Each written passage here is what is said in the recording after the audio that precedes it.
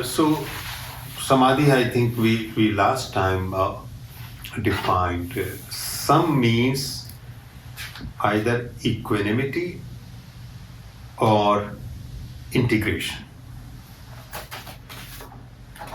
Dhi means wisdom.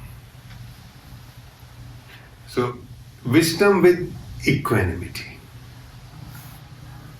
means you have deep insights, but you are not fluctuating. Everything is in balance. Or it is integration of all fragments of wisdom. So there is a, wisdom pieces. It integrates into a wholeness, so it becomes clear. So that is what is Samadhi is. Everything comes together basically. So just like, this painting on wall here, or this is wallpaper. So most of the time, there is a sun and the rays are coming out. So most of the time people are lost in the shaft of light or rays. So what Samadhi is, you track them and you bring it to the very source, the sun. But most people, they don't perceive the sun. They take their own piece and they think this is it. But that doesn't bring any satisfaction because it's a fragment. So exactly, what is on the wall represent Samadhi. Yeah. And so Samadhi basically starts with very fundamental, ordinary things of the life. Because what happens during the meditation, the light of consciousness became pure. Because it is the state where thoughts are not there. So that pure light of consciousness is shining. And you talked about that, you immediately said, it is illuminating everything at the lower level. Because what happened before that, there were clouds. So there were here and there shaft of light. But now the clouds are gone. Those are the clouds of thoughts, which were obstructing the light. Because those clouds are clouds of the mind. So now this light is clearly shining and it is illuminating everything in us. And that illumination changes. Because once we are in dark, this is called ignorance. We do all kinds of things because we are lost in our past, because we don't know what is the way for future with clarity. So the first illumination which Patanjali describes is of our emotions and feelings. And that is called Savitark Samadhi. And I will tell you the meaning of Tark means reasoning. Vitark means a good reasoning. Kutark is a wrong reasoning. So Tark is a very simple reasoning, but when it becomes good, very positive, it becomes Vitark, which is mentioned, in Sanskrit word, but no need to remember, I'm just explaining. So Savitark means a samadhi which brings good reasoning to us. So our reasoning is positive and purified. So what happens? Normally, reasoning actually comes from emotions and feelings. A lot of people think reasoning comes from intellect. It's not true. And this is actually the the whole investigation in science now, again, Antonio Damasio, first time he pointed out that most of our decisions are made where? In subconscious. Subconscious, what is in subconscious? Our feelings and emotions. So if you really look into the brain structure, on the top is cortex, which actually thoughts and all those kinds of things, and underneath is the emotional part. But that emotional and feeling part is biased. So that is why there is so much argument. Although we debate and we give reason, but those reasons are actually their source is feelings and emotions. Because our subconscious decides. So suppose if I like a particular type of dress, actually it takes only one moment to decide about the dress. Rest of the time, I want to justify why I want to buy it. Or a car. Sure. Or why I want to marry a person. Or why I'm choosing a particular house. So reason, thoughts function is to express it. Give it a logical argument or reason. Even if it's a wrong decision. It is because wrong decision is because of the same thing that your emotions and feelings are not in right place. So your decision and your reasoning will be wrong. And you justify that. You justify that. So in politics, in business, in our daily life, that is why we fight with each other, because our reasoning is wrong. Because it is not positive. And that is the whole insight. I mean, this is quite old, but this insight is by the researches done by Antonio Damasio, great neuroscientist.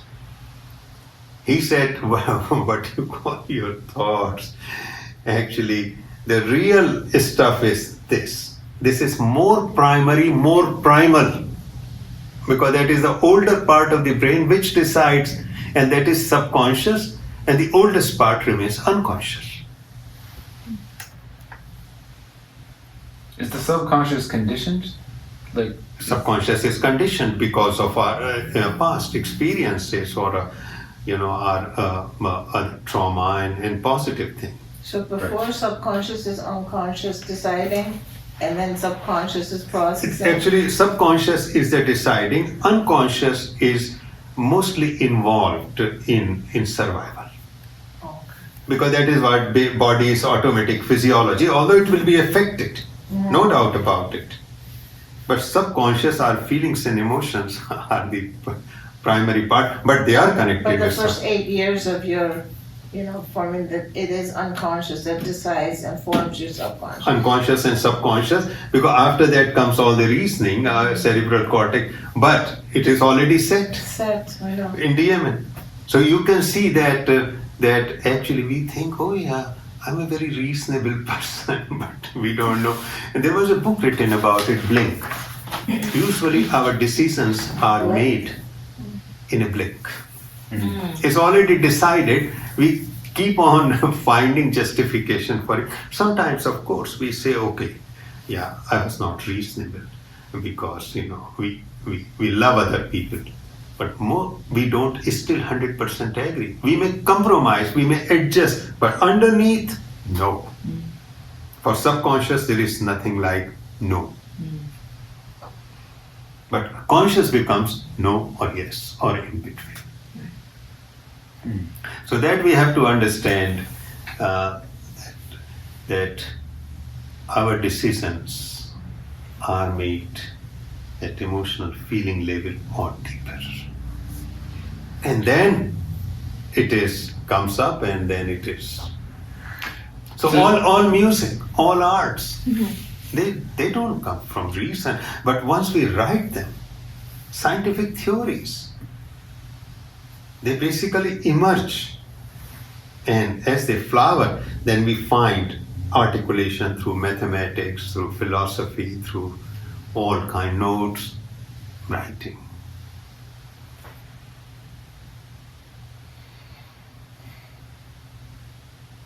So where does the universal mind resides? Is it partly the subconscious is part of this Of course. universal mind? Of course. That is why, the what was his name? Carl Jung called it collective unconscious That's what I was gonna or say. collective We subconscious. also have this collective, like if you think about demons and angels and all those things, and then another parts of the world never talk to each other. It's almost like there's just this underlying universal mind. That's right. You kind of come up with the same picture even though you never met these people. Yeah. So there is a individual mind and there is a universal mind and there is something beyond it about which we will talk in the next session. So we have to understand that reasoning, what we call tark, but and it's a mixture of bad reasoning or good reasoning, and that is the reason behind conflict.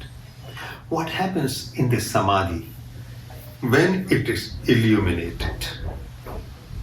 All our emotions are changed for positive mostly. Because now this new light of consciousness, it gives that positive quality.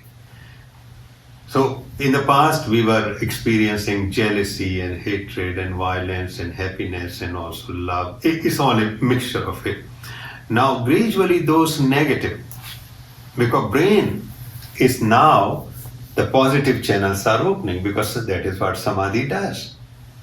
Because samadhi is making the brain, it is full of energy. So again coming to energy, and when brain is full of energy, it is positive. So what is happening? The negative is reducing, positive is increasing. Negative will never disappear. It will remain, but it becomes very weak. Because there is no darkness for it to hide. Before that, it was like a parasite hiding in the basement. It was getting powerful because we are not aware. Once we become conscious, we release energy, and that energy, when it goes in the brain becomes full of light and delight in terms of metaphor. So now it becomes vitark, good reasoning. Although once in a while still negative reasoning come, but now all these emotions and feelings are turning into positive love, compassion, kindness, non-violence, all those. And the reason is a type of samadhi. So at emotional level. So when it's illuminating, Joe, is it before it becomes positive, do you feel like maximum negative? Because it can't hide Yeah, I mean that part is already gone. already. Because we cross that part in meditation. Okay. So now this is the secondary good effects, good side effects. Because still this is not main samadhi. But what Patanjali is saying, you are transforming yourself at all levels. He didn't mention about the body, but actually your body is also transformed naturally. When these impurities are disappearing, when negative is disappearing, your body is in a state of balance, homeostasis. But he doesn't talk about it. So I put Deha Samadhi, the Samadhi of the body. And I told someone, listen, Patanjali didn't put it because Patanjali thought somebody else will put it. I put it. So don't feel offended. I'm sure Patanjali will be happy. I like this guy. If I left something, he put it. I said, a truly compassionate father will be so happy if their children do better than them. It's a delight. So I said, why you feel that you must stick to all Patanjali's philosophy? You do something better than him. Of course, yoga students were up into the heart. How you can touch. Right. But this is savitark, our emotions and feelings. Still there is a negative, but most of it is positive. That is savitark, samadhi. Because transformation is happening. Yeah, like I guess when because say gurus that are in the Himalayas and that experience this stuff, when they're teaching their other students, they still like are human. Like it's not like they still have these feelings and they're still strict at times and stuff like that. It's not they're just this enlightened being. Like, I mean, I hear stories of Buddha, but it's like very like he's just meditating and it's not. It's all, those are only myths and false Right. stories. Yeah. Buddha was a human. Yeah. And then like reading that book where the guy talks about like, sometimes the guru is strict and there is that human parts. Yes, very to it much. still. Until I'm in this body and mind, there will be problems. As simple as that. But they are so significantly weakened, they cannot dominate anymore. Before that, they were dominated. That's the difference. Nisargadatta Maharaj, he was a non-dualist and he was, reached the highest. Even he said, listen, still all this is arising, but there is no one to pay attention. So I'm not affected, but they are very much there. If you are slightly lower level, they will affect you. He was at the highest.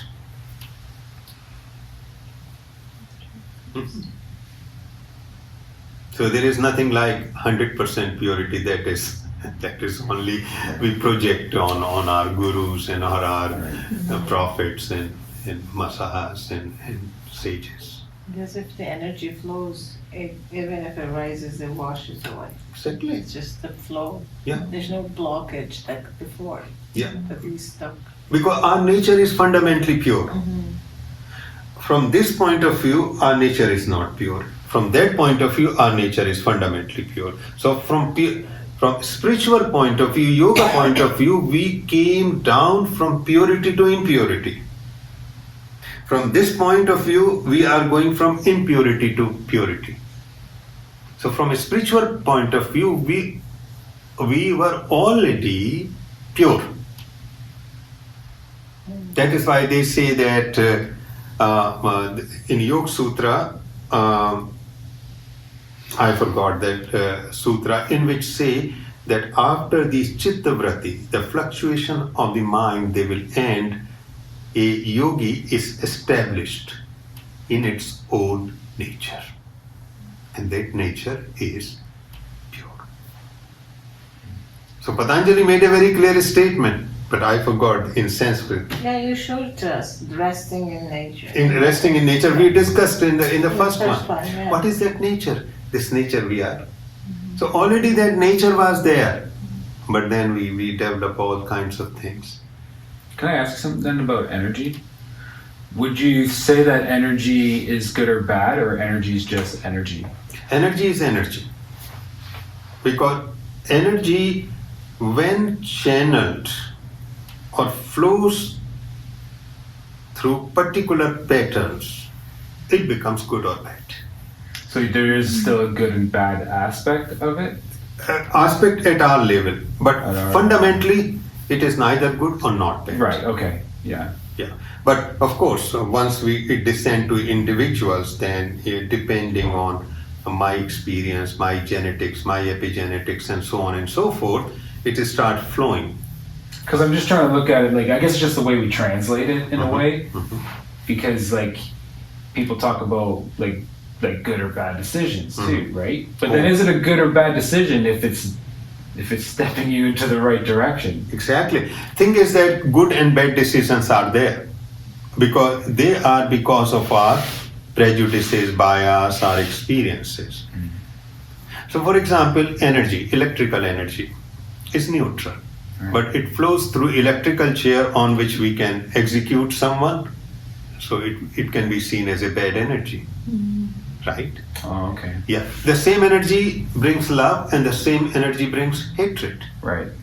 Depending in which patterns it is flowing. So how it's vibrating. Pardon? So how it's vibrating. Then how the vibrating. So the love, for example, vibrates high. That's right. And then the more negative is a lower vibration. Because it brings us low down into the conflict, into sorrow and violence. Right. So it is lower. Right. The higher is when we are including more and more. So higher means expansion also. When we go lower, we become more and more narrow, more and more trapped.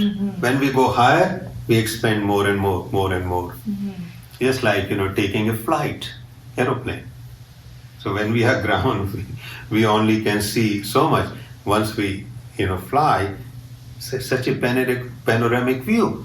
And when an astronaut goes to space station, wow, most of them are actually changed forever.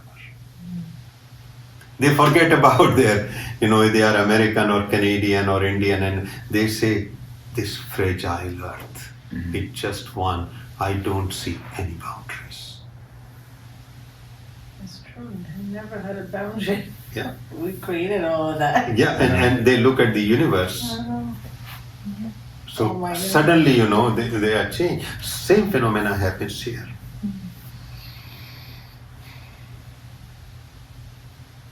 So Savitark, Samadhi, emotions and feelings are changed for positive.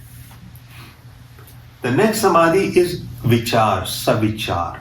Vichar means thinking. Right. So now is coming to this part. Of course, when our emotions and feelings are changed, whatever will emerge will be from within.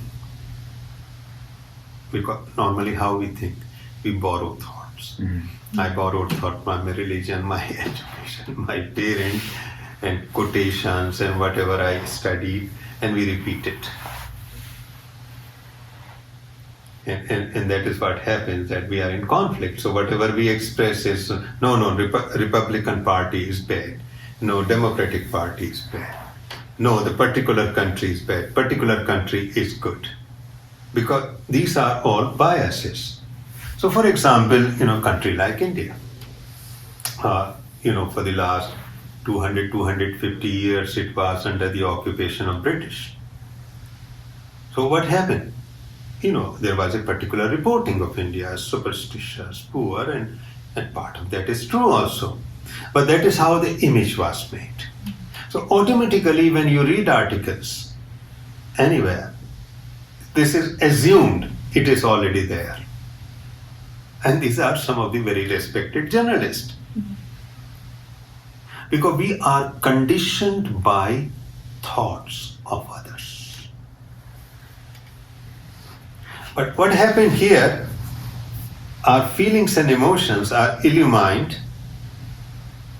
and those are creating very new way of thinking. Our original creative thoughts. So our thinking becomes positive, because as I was saying, feelings and emotions, now they are giving us reasoning, because reasoning comes from there. And those reasoning is expressed in vichar. Vichar means thinking, it means reflections, it means writing, all forms in which we express thoughts. So it becomes a samadhi, because whatever we are expressing now also become beautiful, positive. So we don't condemn anyone. Before that we were doing, because that is a part of the intellect, it is quite bipolar. We take this side or that side. But here everything becomes wholesome. So there is a new type of creativity is born, in which we include opposites. Because that is the beauty of spirituality. Normal intellect is bipolar, takes sides. This new type of intellect or vichar is wholesome, because it is integration. So we include both of us. That is what happens in mindfulness. In mindfulness, we, include both the poles. We are not stuck one, so that we are in the middle. Pendulum. But normal intellect doesn't do that. So there are extreme views. You read one newspaper here, one book here, and another book there. our thinking, our reasoning, and our expression, our thoughts are changed now. Those becomes all sattvic thoughts, harmonious thoughts, beautiful thoughts, refined thoughts.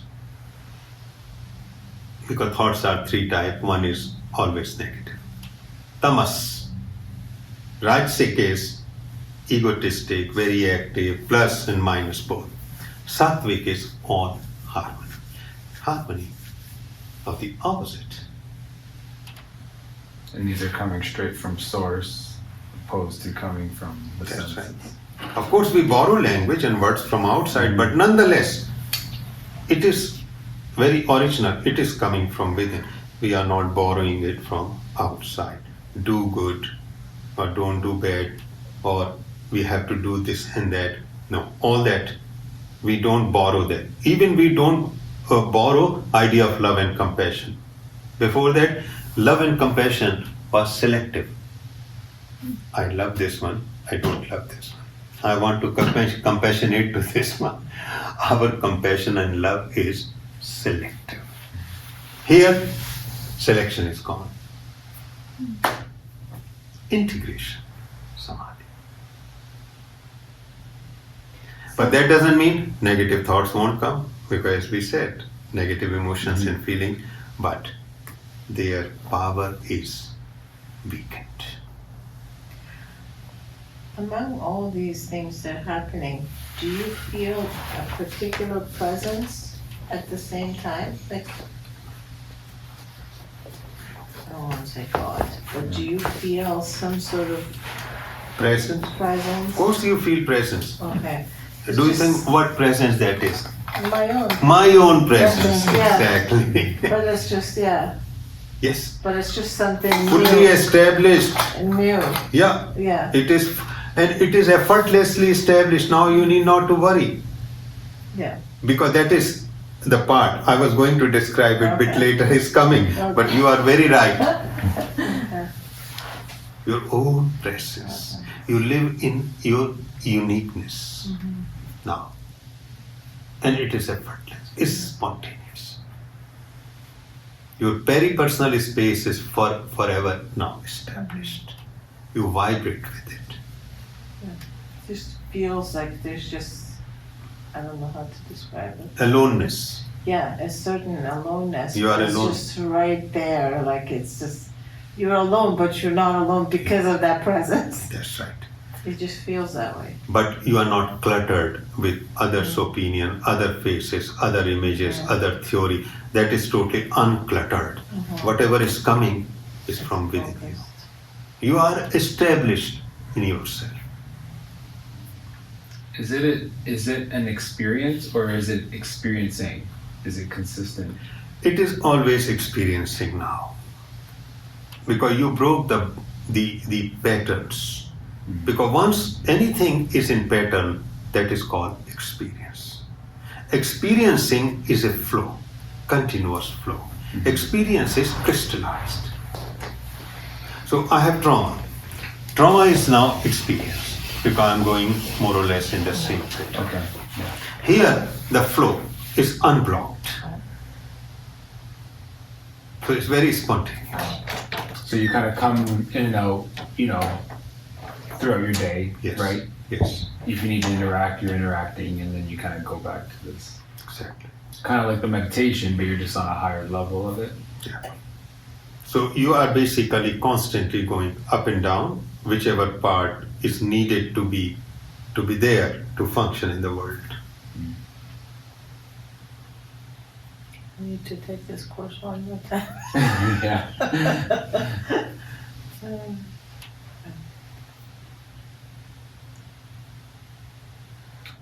What would be happening in the brain at this state? Is it even like higher than the gamma activities and those things? No, gamma activity is now appearing, yes. Oh, okay. Yeah, definitely high frequency gamma wave, because gamma waves start appearing a high frequency when the brain in meditation. And we already discussed the meditation, but these are the secondary effect of gamma waves. Right. Gamma wave state. Right.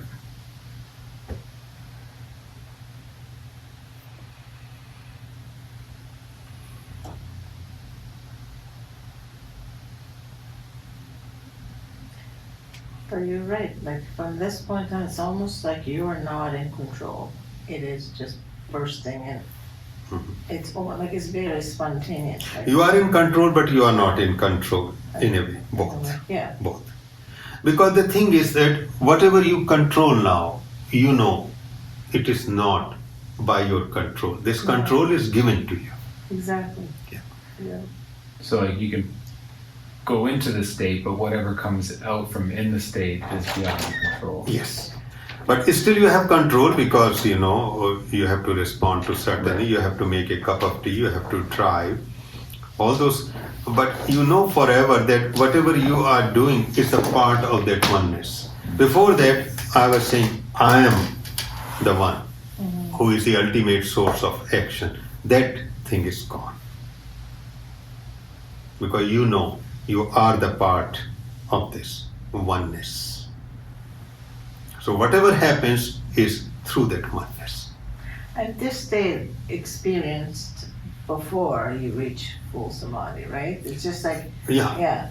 because like sometimes you feel like you take charge, like I guess your identity group comes into pictures and I am doing it, but then instantly like you're pulled back like, oh, you're not doing it. Exactly. It's just like you're this between just surrender for 2 minutes and see what happens, and then boom, like something completely different happens. But when you try to control it, it's almost like spontaneously it's pulling you back Yeah. in and out, in and out. Yeah. I guess. And that is a final samadhi where, of course, in meditation it comes, but final samadhi is so fully established. Yeah, I think so. Until then, it's just Yes. battle. So then when people do like affirmations like I am this, I am loving, I am caring, it's dumb. It's not good. Like should they not be doing that? It is therapeutic. Okay. It consoles them. Right. Oh, I'm good. Yeah. But it can never transform anyone. Right. Like yesterday, we had the Bhakti community here, and we were chanting Hare Krishna. So there's like an energetic form that happens, and Yes. you're naturally going to feel energetic, a bit more happier, because Yes. it's like there's an energy kind of behind that chant That's that you right. can kind of invoke into the body, but Yes. it just doesn't. It's not sustained. It is just at emotional level. It's emotional awakening. I guess. Yes. You Yeah. feel good, therapeutic, you feel a sense of trance, and you can forget about the past and future for some, so it becomes a relief from stress. Yeah, you're just becoming a bit more present and feeling and chanting, I guess, a little bit. That's right. Yeah. So yes. So it is therapeutic, there is no doubt about it. Yeah. All chants, all meditation, all yoga, all breath work, Yeah, all practices. all practices basically to calm ourselves down. See, and that's what I'm fighting with again with the yoga. So like after studying more and more and listening to the top, like the asana part, and I'm listening to this book where this guy has been researching where the asanas kind of came from, and pretty much the asanas that we are practicing come from like the British. And he was like, in the 1920s there was this physical culture movement, and they were just kind of seeing what the British were doing and kind of mimicking it. And then I was like going, well, what the heck again? I'm going, but I feel different when I do like a yoga asana class compared to working out. Like Exactly. I feel completely different. And then I was thinking, so is it just the fascia, or there's something? It feels like there's something more, because it led me more into this direction. Yeah, but we discussed about that. Yeah, We discussed that fascia is the most important. yeah, But stimulation of all other tissue happens. This sensation goes through spinal cord to Yeah. our hypothalamus, pituitary gland, and from there to all glands, every single cell, immune system. right. So it is actually the whole body and mind thing. And one particular part of the brain which is the most important, where this is all experience, it is called insula. INSULA. So if you just go to ChatGPT and you say, okay, insula, fine. Because that is where mind-body integration happens. You feel as one unit. And that is the eighth sense center. That is the interoception center. Yeah. Okay. So that that's is the how, interoception yeah, center. that's Okay. why yoga works better. It's because you also have time to internalize and feel inside yourself, Yeah, rather okay. than just looking in the mirror and looking at your muscles and what's happening outside. It is activating insula. And insula, if it's not functioning well, like people with eating disorder, for example, they are not in tune with the internal signals. So they don't know, like, they're actually hungry, they don't eat, right? So people who have like damage in their insula, they're not properly processed. Like if it's cold, they don't feel it. Right. If it's too hot, they don't feel it. So that's just like, so that's why yoga is more effective, is because it's actually activating your eighth sense, which is your It's interoception. feeling your body. And once you are feeling your body, you correct any problem and you have a sense of well-being. And even in general, as I said, fascia is the largest thing in the body. So that is where yoga comes. But yoga actually, that is not limited, because this is sensitive fascia, and then it goes to your whole brain and to each cell of the body. And I showed actually in the sense that fascia actually is connected with each cell of the body. Right. Yeah. Right. Yeah, I was just, stepping back and witnessing it again, going, okay, what am I doing again? Okay. Because I don't know. No, it works really well. Like body poses, as long as there's no pressure to do, like, follow you the way your body, like, everyone should be Right, able to yeah. listen to their own body. Yeah. And stretching the same amount as you can stretch, or going on their head because you can go on there. Yeah. Those are the things that just mind is perfecting. Yeah. This like yoga kind It of. makes it a rat race, right? Well, it's And mind-body disconnection. disconnection, because Right. now you just, all you think of is it perfecting this- Perfecting the yeah, pose. Yeah. perfecting the pose, rather than feeling the body. Where is it now moving? Like one part is restricted. Like just more and more becoming, as Jivasu said, listening to your body. Then you correct it. You feel like this needs attention. Like I am hungry. I should be. All these children we see, like particularly this generation, very disconnected from their body. Exactly. Because insula level, where mind and body and emotions all come together, is not functioning well. And that is where yoga comes. And the more digital become, the more disconnected they become from the body. Because they it's like, I don't feel I'm hungry, I don't feel I'm thirsty, because they're dissolved into this, virtual world.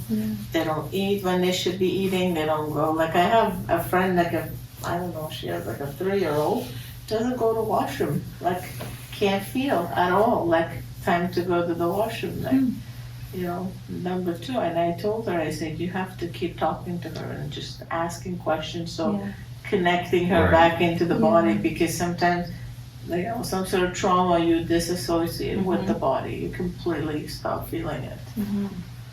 It's a freeze response. Yeah, sorry, I didn't mean to go off topic. I just No, it's came up quite with- important, because that is why, we are exploring it. So any question we must find the And answer if possible, because there are some questions, there are no answers. that's why it's important to offer something, a new way of looking at yoga, because it definitely became an industry and Yeah. business here. Deleting all that important. Yeah, I've been having new students come, and because we do Shavasanas or standing a long time in between postures, they said they couldn't believe how much they've been feeling in the body. So I'll put them into the posture for 30, 40 seconds, and then we come out and just stand for 30, 40 seconds. And then they're like, I can't believe how I've ever felt this before. Exactly. And so they're doing yoga before, but not getting those pauses to feel the sensations. Exactly. That is why in somatic yoga, we always, Pump. okay, 20 to 40 seconds and then relax for 10 to 15 seconds. Is there a point though when it's too much? Because I'll tell you right now, I've been doing that practice for so long that I feel like I don't know if it's true, but I feel like I'm feeling blood move in my veins right now. Exactly, that is how it must feel. Oh, okay. Because I'm like, I feel tightness around my eyes, and I can feel the blood flowing in and around my eyes. That's right. That's good. Yeah. Is it? Oh, okay, I'm like, is this too much now? No, you will feel your heartbeat walking around everywhere. Yeah. Yeah, because that is how you must feel, that you have 28 heart, 30 hearts, and they are throbbing in each part of the body. Because now blood is... Yeah, it's not even like the pumping. I can just feel like it's literally, if I sit there quiet enough, I can feel the flow all around the eyes. Yes. No, it's not Good, too good much. sign. Any sensation is not too much.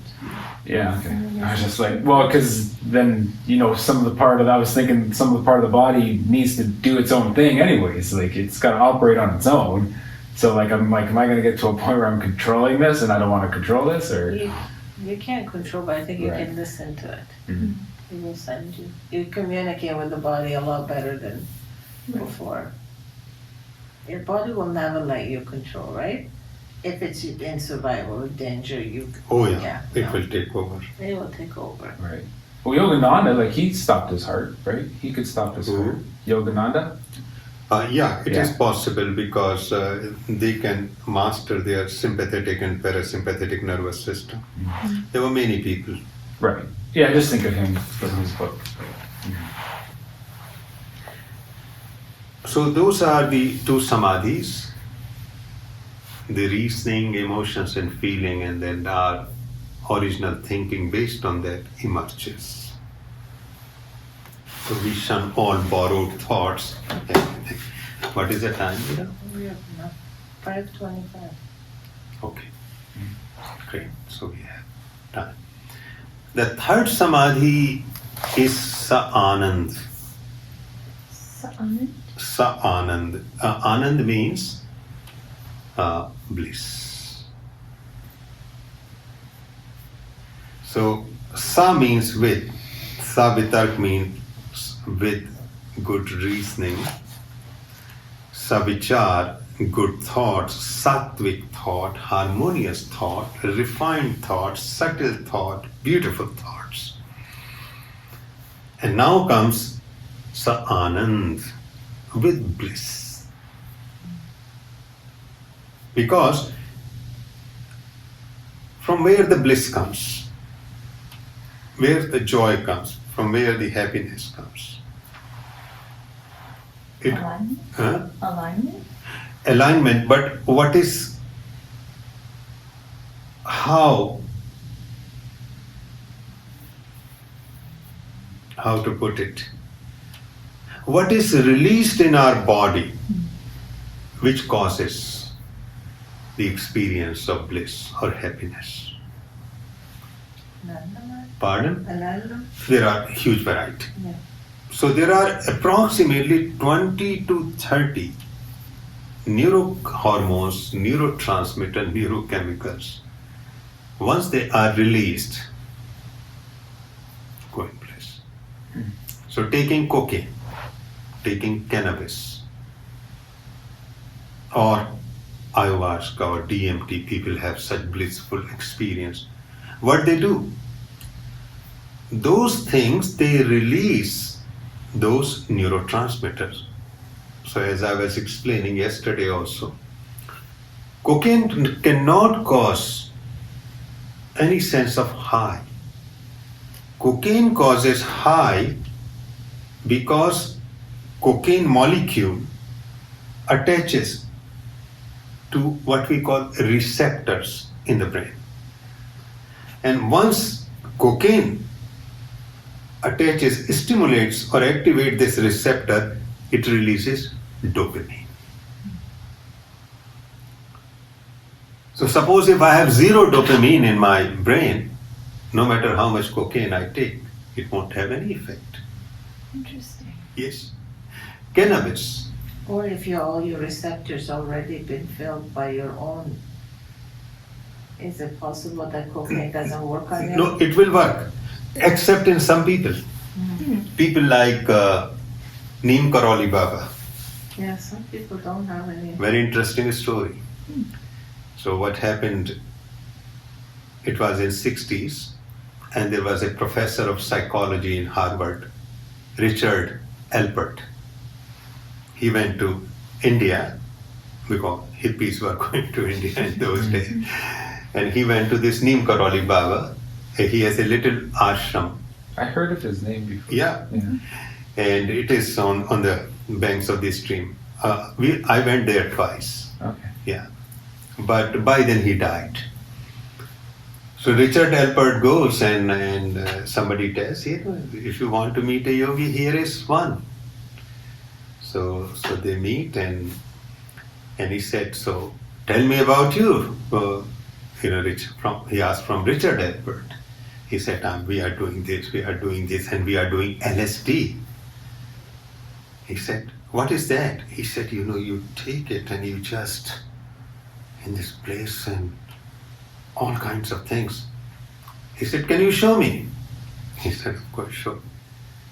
So he said, can I try it? And as far as story goes, he consumed enough for 100 people. Nothing happened. And he's sitting. What is supposed to happen? What is supposed to happen? That's what I'm saying. So Richard Alpert was completely shocked. He became the disciple and he changed his name to Baba Ram Das. So Baba Ram Das. I thought the name sounded familiar. Yes. Yeah. So he said Baba Ram Das became a devotee of Hanuman. So yes, but all people don't have that capacity. Because by yogic practices, it is possible for you to make yourself immune to heat or cold, just like in Dharamsala, India. Certain monks, they live in sub-zero temperature and they don't wear any. In fact, you put a wet towel around their body in sub-zero, you can see the steam is rising and towels will dry.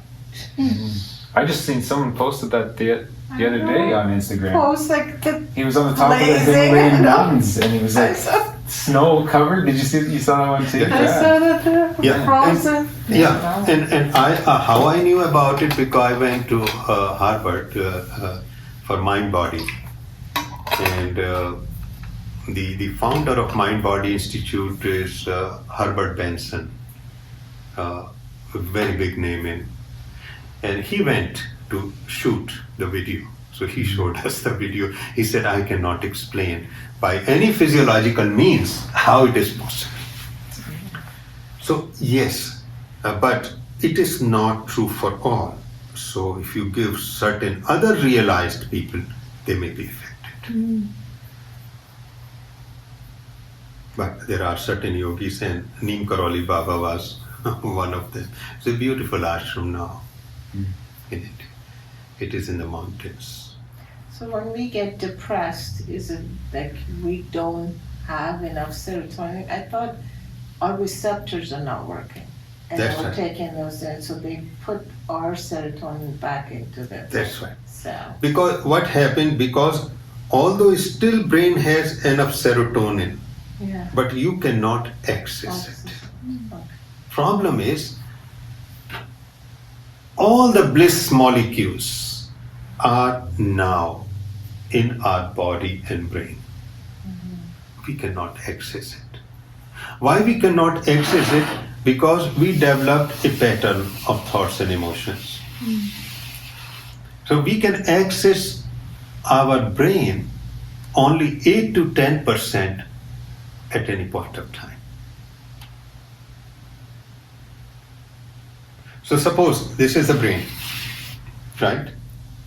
Brain is physiologically active because no part of the brain is dead, because if any part of the brain is dead, we will have all kinds of complication. Only problem is at any given point of time, only 8 to 10% nerve cells connect with each other. But what happens as you are going in samadhi, more and more parts of the brain are connecting to each other. So what is gamma wave? In gamma wave, most of the part of the brain are connected with each other. Brain is functioning as one unit, not 8 to 10%. It may be 80%, 70%, we don't know. Like the movie Limitless. That's right. Have you watched it? Yes. Yeah. So that is what is happening now, that because of that part of patterns are broken, shattered, you are accessing more brain. More energy is flowing. That is activating all these neurohormones, neurotransmitter, neurochemicals. So then, if somebody is experiencing depression and it's not working, as you're saying, they're not connecting, what is then a natural way for them to activate those connections? Is it through changing the cycle? Is it talk therapy? What can we do? Is it meditation? How do we naturally do that without these Right. pharmaceuticals? Yeah, for example, I will take the example of Eckhart Tolle. He was a very depressed person. He tried to commit suicide, I think, 2-3 times. But then one day, he just shattered all that patterns of the past. So again, to remember the most important part, how we can reverse it. There is a one part practice. Second part is aligning with my innate or somatic personality. These are the two fundamental pillars. Now, coming to the practice, yoga or any body movement, breathing and meditation. Any body movement, though, that's where I'll go to quickly. That wouldn't be working out? No, but we are talking more holistic one. Yes, for okay. example, Right. Tai Chi. Yeah. Or even Pilates or asana yoga. practices. Yeah, that's right. Yeah. So those are the better body movement because we are becoming aware of the body. Then breathing practices. And the third is a variety of meditation practice, including chanting or mindfulness or whatever you like. Fourth is somatic awareness, about which Veera was talking. Means interoception. You can constantly connect to your body. Are you feeling hungry? Are you thirsty? Are you comfortable? Are you sleepy? So you are establishing connection with the body. So 1, 2, 3, 4 practices. Now you come to the somatic personality, about which we discussed in Niyama and we also questionnaire. Once you discover your personality, then your self-care plan, because you want to align with your innate personality not working. So that is why people's efforts are always half-hearted. They pick up one thing and they think we'll fix that thing. No. Practice plus self-care plan. How to draw self-care plan? I have to know my somatic personality. Sleep, exercise, food, and relationship, my work, my clothes, my house, and so on and so forth. So if you want to advise anyone, these two have to, because this practice is not going to work in majority of cases. It will give a nice feeling, but that will be very transient, because something more has to be changed in the life, because problem is chronic. So not only yoga, exercise also.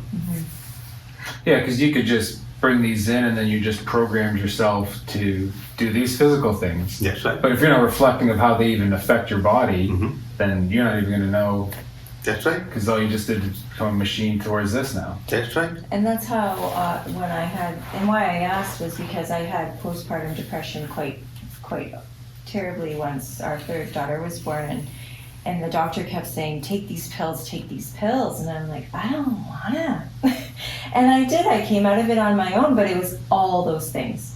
Everything I did. Yes. It was reconnecting with the body, it was doing exercise, it was doing yoga, it was meditating, it was practicing gratitude, it was all the things. I can't say it was just one. Yes. It was so many. That's right. And then finding a new purpose. And so, That's right. yeah. Just I'm not like an what? anomaly. I was like, I did it all on my own. And it made me feel good to even like be able to do that and know that I just knew I didn't need that outside.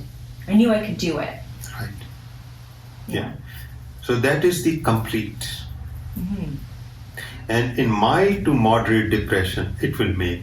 From mild, it is possible to come out completely. In moderate, perhaps a little bit of help of medication.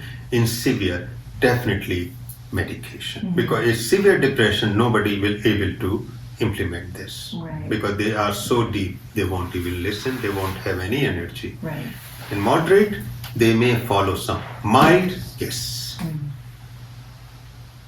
So in severe depression, there is no need to worry. Has to go on medication. Just to get the ball rolling for them. So they will come a little bit out and then they can pick up the thread. Right. Because in severe depression, all insights, all reasonable thinking, all emotions are basically come to almost a dead end. Mm-hmm. Yeah, I had to take it for 3 years. Yeah. There's no way to survive. No. No. And that is perfectly okay. Why not if it is absolutely necessary? But as soon as you are coming out, you pick up. Mm-hmm. It's almost you know that it's not working anymore. Yes. It's just Yeah. same thing as this bubble for us is a depression medication. It's like, no, it's not working anymore. Nothing special is happening. So you know Right. that you are basically your own natural Right. kind of neurotransmitters are working. Mm-hmm. I had the same thing with anxiety. I was on pills and I just naturally knew. that Yeah, it was like, it's not working. I knew, yeah. I felt like it was doing something different to my brain at one point, where it was just too many sensations in a way. Or it was giving me tingly sensations. I was like, okay, I feel like I'm done with this or something. Yeah.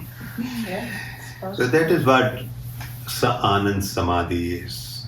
Old patterns are shattered because that fire of consciousness burns it all. You are released. So cellular function now functionally, physiologically it was always full, but not functionally. And I always give the example of bicep muscle. So in me, bicep muscle is, fully physiologically active. No part is dead, no part is damaged. But do you think it is functioning fully? No. Because if I pay attention, I can make it more strong. Because that inherent capacity is there, but I never paid attention, so I never made it strong. So in comparison of other people, I cannot lift the same amount of weight. So that is what I'm saying. Our brain is fully active physiologically, blood is flowing, but it is not functioning fully. Because at a given point of time, only few parts they connect, 8 to 10%. In this state, many parts are connected. Yeah, and that is where we shatter the pattern, because if it's functioning 50, 60, 70, we don't know, then there will be opening, activation of reward or pleasure centers in the brain, in each cell of the body, and the experience will be natural happiness, natural joy, natural rapture, and bliss. That is what Patanjali says. Sa Anand. Can you stay in that state for so long though? You can, no, what happens? Because I feel like it's just everything's so overwhelmed, you know? No. What happens? That there will be a bliss. So bliss will come, but then it may fate. But baseline It's the- well-being, sense of happiness, positivity Okay. never disappear. It's just like Indian classical music. On the background there is a drone. Drone is uniform sound.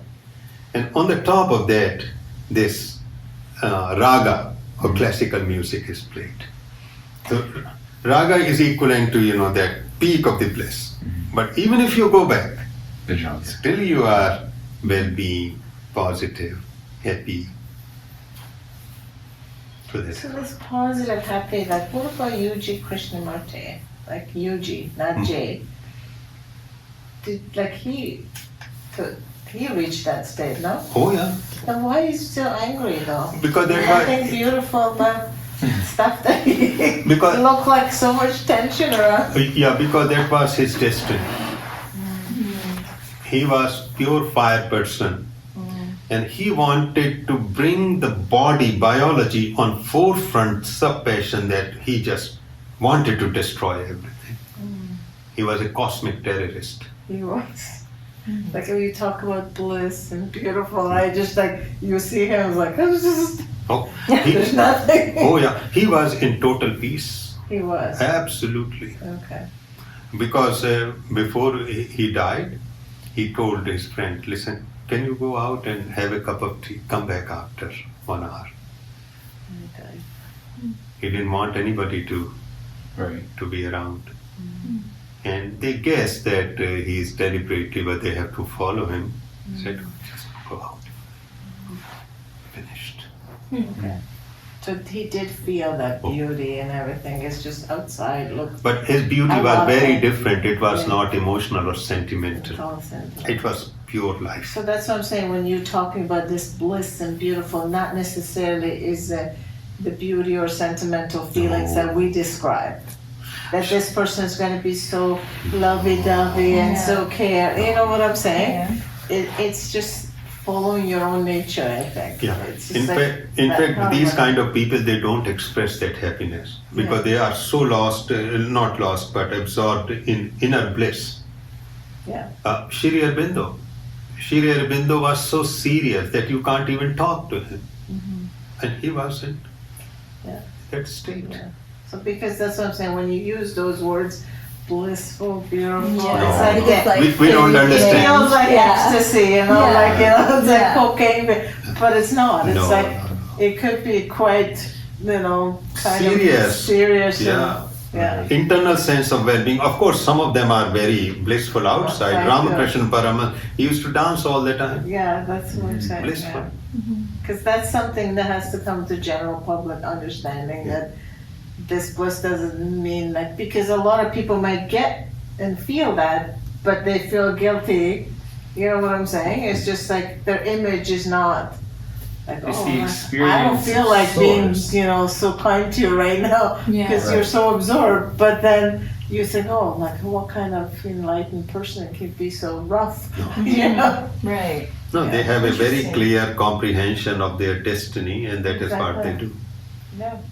So is it like, I was just trying to put that together. So it's like you're experiencing source, but source is the form of all those energies. So it doesn't really, it And doesn't also really like change, your prakriti, right? like your unique energy is going to be expressed in a unique way. Right. So So yeah, it's so you're not a not changing. It's sentimental not changing. like mind way of expressing like because we think or like think of Vatican like people like Pope or whatever, they have to be so graceful and walk and touch your head and be so like nice Right. and like that kind of it's not the same way. It is rehearsal. It's a very Yeah. well rehearsed. Rehearsed. Yeah. Just like kings and queens, they are Yeah. rehearsed. It's all rehearsal.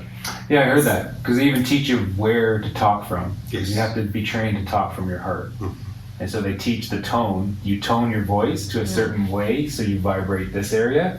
So when Wow. people listen to it, they think they're hearing it from like truth from their heart, but it's actually Wow. just where they're speaking from. That's right. Yeah. So the mechanism again, here is the body and brain.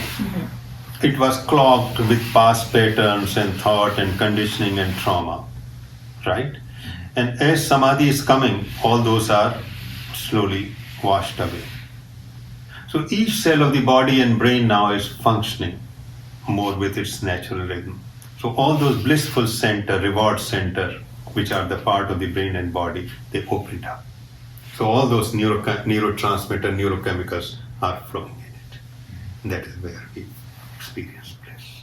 So then, if bliss is not what we thought, the airy fairy thingy, if they're experiencing this bliss, they're following their true nature, but on the outside it's rough and gruff, would that mean that their path could possibly be for something not so good? No, because they have a function to do. Okay. Right. So even in their roughness, they teach. A lot of Zen master used to be very rough. And it's positive. It's not It is negative positive. No. teachings. It's They will never destroy anyone. right. They will roughen up people. Right. Wake up. Yeah. Right. So there is a very clear message, Okay. except in some fake ones who will exploit people. Right. But at the level of samadhi, some of them, like Bodhidharma, he was a Zen master. He was the second Zen master. First one was Kashyap, 6th century BC. And Bodhidharma took Zen to China. And that is how it became Zen. He was again another terrorist. My goodness, you can't play with him. Just read about Bodhidharma. And he was actually a prince from South India. Yeah, I read that. But Bodhidharma left his mark forever. Actually, he was the one who taught a lot of martial arts to Chinese. Yeah, didn't he Yeah. develop the Shaolin Temple? Or did he? Yeah, Shaolin Temple. Yeah. Because he was the one. Because Buddhist monks used to be attacked by these bandits and robbers. So he established temple and then he actually trained them into Kung Fu. That's right, because in South India, this art is thousands and thousands of years old. It's still alive. So in that roughness, because that was his nature, but nonetheless, because sometimes you are compassionate when you love your child. Sometimes you are compassionate when you punish your child. That's true. If you are always loving with child will be completely stopped. Sometimes. But in mother's heart, punishment is not to destroy the child, to prevent something which is dangerous for the child. So that kind of thing comes. So compassion people always feel, love always, no. Sometimes you have to take it, boom. I mean, metaphorically. Yeah, but isn't that your nature too? Like the kind of nature you have, like Earth people will be different. Yes. I'm sure Buddha wasn't like this. No, Right. Compared to Yuji. that's right. Right? But Buddha did the same thing, but in a very different way. He did in a different way. So, for example, one disciple went to a fair and there was a pot of juice on a very big bamboo hanging there. And the condition was that a person who can take off that pot of juice without touching it will be the owner. Buddha's disciple was a great yogi. He just looked at it and he burned the rope and the pot of jewel descended down. He was This is very proud power. of himself. And he came to Buddha. And Buddha thoroughly bashed him, but in his very compassionate way. That, do you think this is your destiny? What you achieved? What? A pot of jewel. You already left home. And you are again became greedy. I mean, from such a person, even those words, they go right into your heart. So sometimes these soft words and silence hurts more. Right. They do. They do. Yes. My son used to tell me, same thing. Oh, I can tell you about that by you. Yeah. Because my son He has said, a- why didn't you shout on me? You Yeah. kept silence, and it hurt me for such a long time. Yeah. So, Yeah, Buddha sometimes does that. So if Jivasu Jivasu says, is then I know that I'm okay.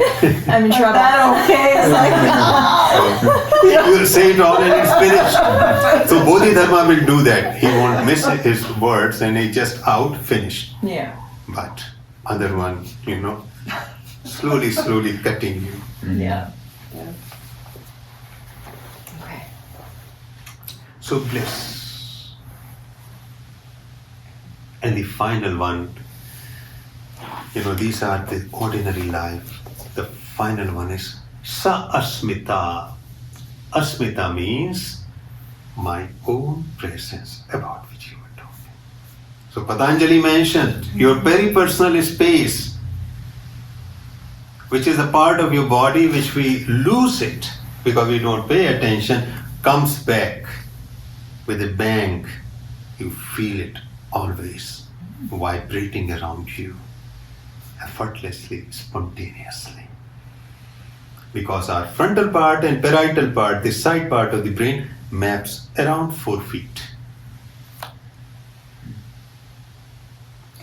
so isn't Asmita same as Soma? No. No? Asmita means my own presence, very personal space. In Soma, it is one of these stages. Very personal space is a neurobiological term. We call it somatosphere, our own sphere. So it becomes your meditation cell. Wherever you go, you take it. It never disappears. Yeah. And that's the presence people felt in a lot of stages. That's right. And this presence is particularly strong in earth people and in fire people. The wind people, the presence is weak because of their constitution. But nonetheless, their presence is expressed in other ways. But in those two personalities, solid, effortless, always there.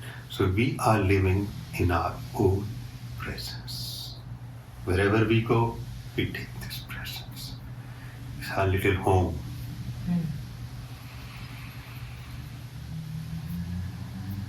And that's the final stage? No. No. This is just the side effects. Oh, The main one is coming. Oh my God. Oh yeah, these are just the So behind on my No, these are just the lifetime. the minor side effect, good side Right, effects. okay. The main one is coming now. but you're still classified in a samadhi state in Yes. a way. Okay. Because it is a result. Because we cross the state of mindfulness, and we are the mind.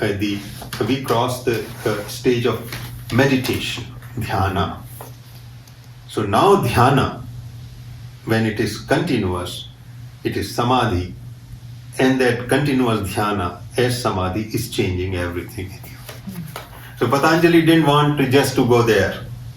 He said, no, you will see all these changes in your brain, in your emotions, in your feelings, in your thought, in your presence, in your joy, rapture. And they don't teach any of that. Because thing is, they don't know Yeah. how to describe it, how it is possible, what is the mechanism, because they didn't experience it. Yeah, those sutras are like so hard to digest. Exactly. You don't know. Because they became so complicated, because what they do, they will read the commentary of 10 people. Not realizing, most of these people also don't realize, but they are very bright intellectually. So Savitark, Savichar, Sa Anand, Sa Asmita. I like the name Asmita. Asmita. Yeah, it is good. Isn't it pretty? What's the name? So Ahem, which is ego, is confined to the body, Asmita, experience. But now after this will come 3 more samadhi, and after that the final. Is that a final, or does the final have been experienced? Right? No, final is not experienced yet.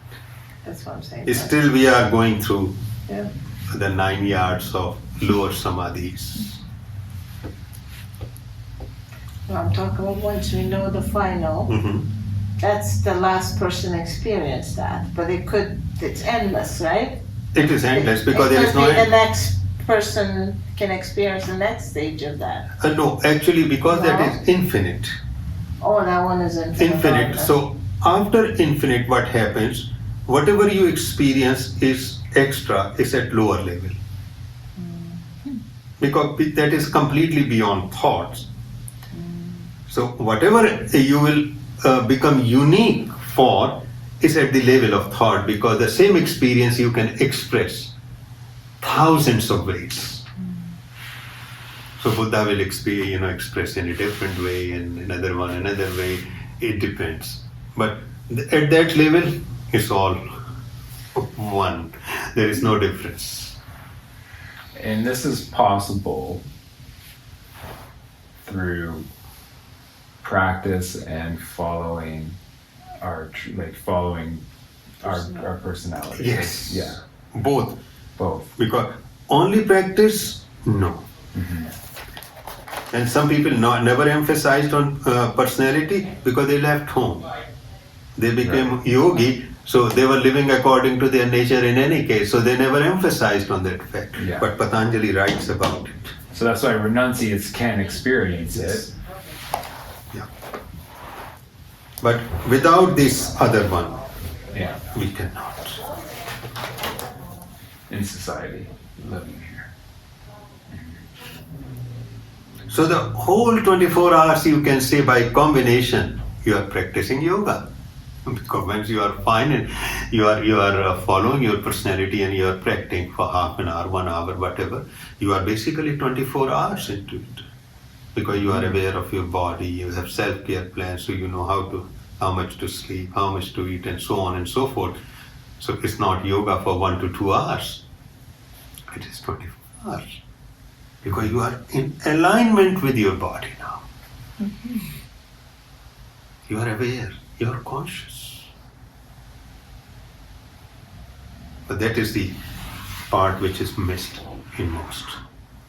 Very rarely I have seen anybody teach. And that is a central part of the Soma.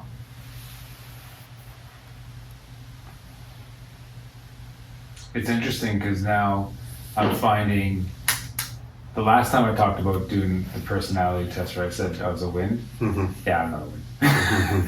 After doing, you're right. We were after doing it the second time. We started doing it with some groups of people, just on Zoom and stuff. And since doing this class and being really aware to my sensations and feelings, I'm really kind of analyzing those things. Yeah, I'm fire.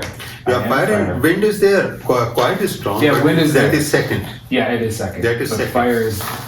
Yeah. But I can feel the difference of things now, and even now I can see it.